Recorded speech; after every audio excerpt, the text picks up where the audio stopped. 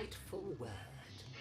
It teaches us to beware the dark and all the things within it that go snippety-snap, eager to rend your innards from your belly to stuff their own hungry guts.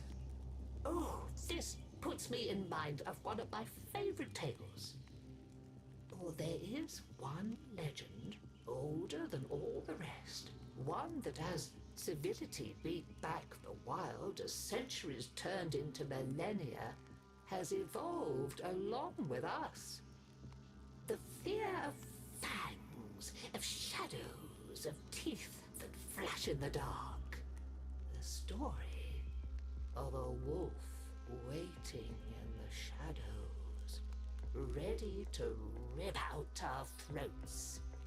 It was on one fateful Navarus night that a hapless Grenier soldier discovered that one should not wander off into the deep woods alone. For alone you may not be. A howl split the darkness that sent a shiver down the spine. Through all the horrors of war that this Grenier had seen in all his years, there was something about the sound. It tapped into the very thing that is born as we are born, sputtering and mewling into this uncaring world. Fear. He was alone. He was being hunted. And he was afraid. Into the night the Grenier soldier ran, over stump and through darkened glade, with the sound of the beast growing closer, louder, howling, jaws slather-snapping, a misplaced foot, an ill-timed step, and the ground came rushing up to meet him. Rolling onto his back, he sought to defend himself, but last, catching sight of his pursuer, primal terror had come for him. A twisted shape, bulbous, stinking, fetid, jaws drooling with ooze and ire. An infected Kubradon. Lifting his marelock, his shaking hand took aim. Bang! A single shot killed the beast dead. He laughed at his own foolishness. He, a mighty soldier, afraid of a single sad and infested Kubradon.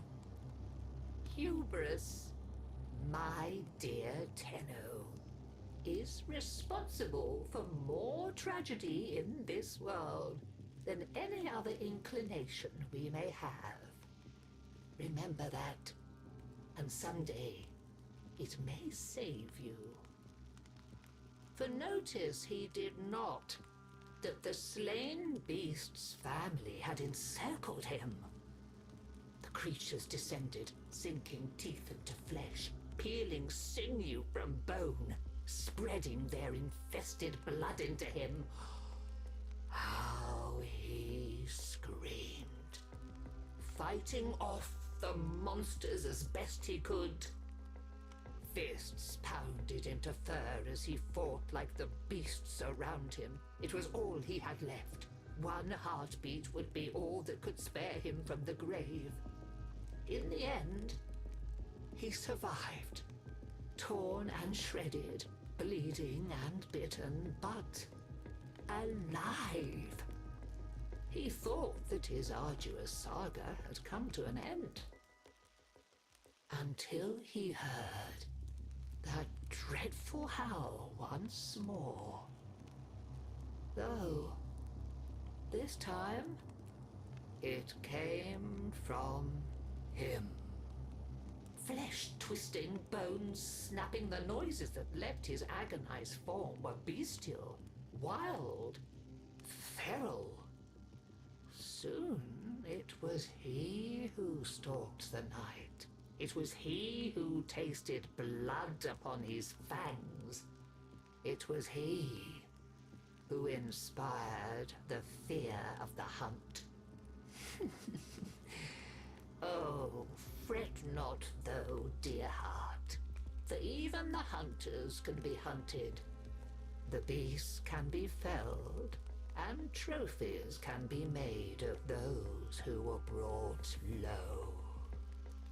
Mark me, Tenno, for perhaps this Navarus night, when you think yourself the pinnacle of the hunt, you had best be wary of the eyes peering at you from the dark, lest you be next.